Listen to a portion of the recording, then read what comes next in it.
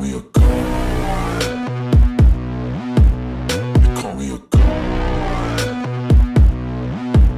They call me a god. They call me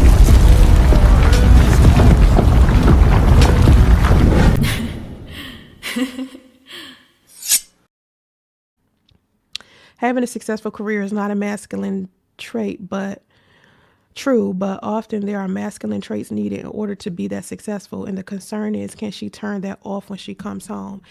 The problem with that statement is that for some reason, y'all feel like when a woman is assertive or she has to be aggressive or she has to think logically and make executive decisions, that that's something only a masculine man do, or it's only designed for a man. I'm not tapping into masculine energy when I'm thinking logically. You feel me? Like, I'm not tapping into masculine energy when I have to be assertive or aggressive with someone. But men classify that as me being a man when I do that.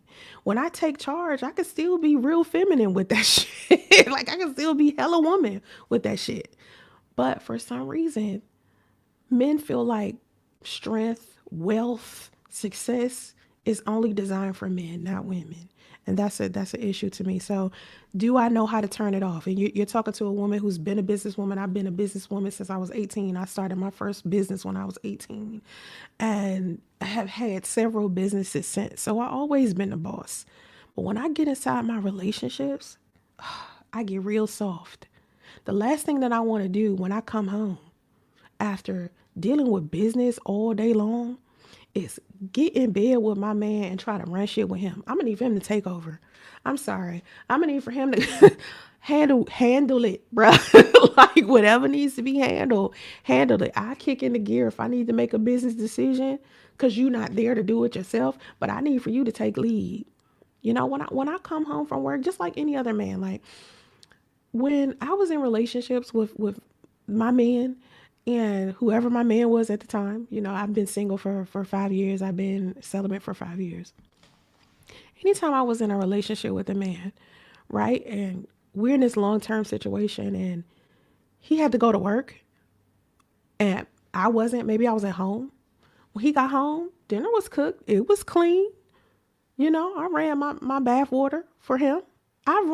Listen, I have ran a man's bath water, washed his hair, rubbed his back, rubbed his feet, clipped his toenails. I've done shit like this. That's what I do when I'm inside a relationship.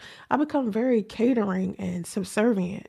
It's docile. I used to be listen, I was docile so much in my early 20s to the point where it was getting me walked over. Like, dudes was treating me like a straight up doormat because I felt like men were kings.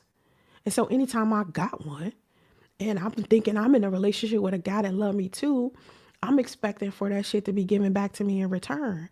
And inside of a lot of the situations I was in where I wasn't even really in a relationship with them yet, but I was already showing like this soft side to them, they were misusing me and treating me bad as shit. The only time me being like a softie worked was after I took some time to get to know a guy. We built friendship first. Sometimes we started a business relationship first. There were times like this one guy that I was in a relationship with for a while. He was my photographer first. He's the only photographer I ever dated, but I used to be a model and he was my photographer first. We built friendship and we handled business together. And then we got in a relationship. But the problem with that relationship is that every waking moment, our relationship was about business. You know what I'm saying? Like, we was sitting there basing our entire relationship about business. At the end of the day, that's a good idea to some degree. But at the same time, it's just like, when do we have time to love on each other? And it has nothing to do with the photography business or my modeling career or anything that had to do with trying to get some bread. You feel what I'm saying? So at the end of the day, as I was sitting here, like being his woman, I was putting my career to the side to help him with his photography business. And I'm pretty sure y'all know this dude. Cause the last time I looked at his photography, he had shot Black China.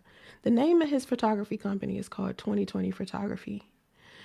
And I knew he was going to be a successful businessman. I knew and I believed in him so much. I helped him as much as I could. I mean, editing photos, booking shoots for him. I was like his little photography assistant.